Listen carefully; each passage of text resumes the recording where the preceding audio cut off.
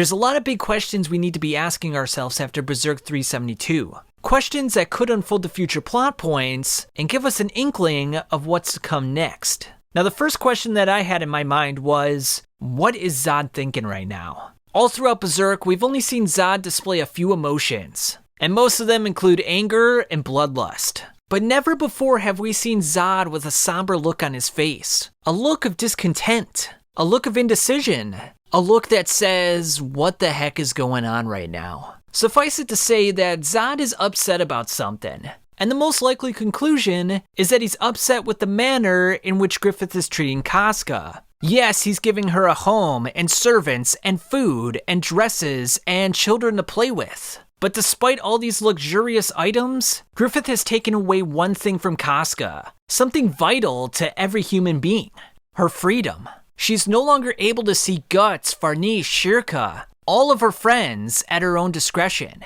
She is stuck in Griffith's castle for as long as he deems fit. And now you might be asking yourself, well, if Zod is upset with this arrangement, why would he go through with it? Why would he go to Elfhelm, attack Guts, and help Griffith and Casca escape? Why would he go through these great lengths to help Griffith, but then be upset with the conclusion? Zod has always been the type of person to do what he wants.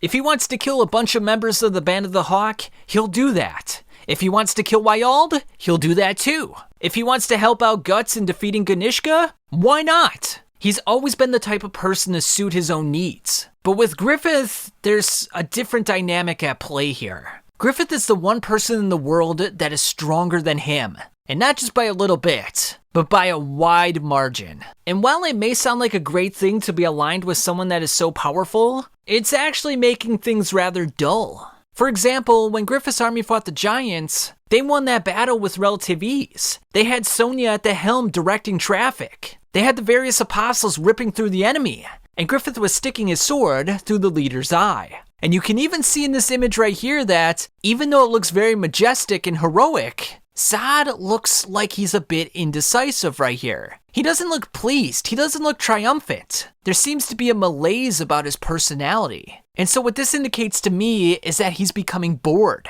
Zod always seeks out the strong, but when he aligns himself with the strongest man in the world, and that man destroys all noticeable threats, what's there left for Zod to do? His raison d'etre to fight the strongest people alive no longer exists. And without that, what's his purpose in life? And this is why I think that Zod might flip. This is why I think Zod might go to Guts and give him the inspiration he needs to go and fight Griffith. Because that's the sort of challenge that would be fun and thrilling. And it'd be the sort of challenge that would add vitality to his life. To both of their lives. Now the second thing I want to talk about is the East. Griffith didn't expound further upon this notion. But when you consider the idea that the Kushan army is based off of the famed Kushan Empire, which encompassed Uzbekistan, Afghanistan, Pakistan, and northern India, then that would make sense why Griffith wants to go east, considering that most likely Falconia is somewhere in Europe,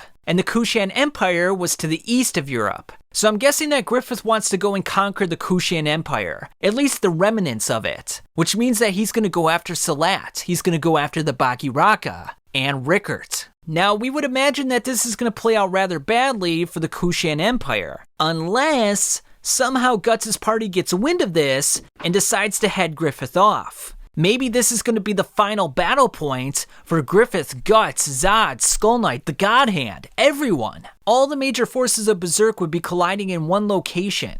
Or perhaps Griffith will simply conquer the area and then go back to Falconia, just like he did with Elfhelm. In this scenario, Salat would have lost his home, which might give him the urgency to form a bond with the Guts' party. And in this manner, they can grow their own army of elves, magical users, Kushan soldiers, Guts, Skull Knights, and all the rest to go up against Griffith. And the final thing I want to mention as well is that when Irvine came in to give Griffith that message, he had to be reminded by Locust to bend the knee. Now, this could have been a careless mistake, or, more likely, Irvine has lost some respect for Griffith. Much like Zod, Irvine doesn't agree with Griffith's machinations, and so he has some hesitation, he has some moral qualms. And this might further foster the notion that there might be a mutiny coming in the future. We already know that Roxas doesn't like Griffith. He wants to lop off his head. And if Zod and Irvine turn on him as well, this could pose a problem. However, what we have to keep in mind is that Griffith is so powerful that it might not even matter. Remember, Guts couldn't even do anything with his sword. Amidst all his swinging and thrashing, he merely cut off a single hair. The only hope that they're gonna have in the future is to wait for Griffith to turn into the Moonlight Boy, and possibly kill the Moonlight Boy, and by extension, kill Griffith. But can Guts do this knowing that the Moonlight Boy is his child, is Casca's child? And by doing so, he might irrevocably break his relationship with Casca. But anyway, thanks for listening, guys, and I'll catch you on the flip side.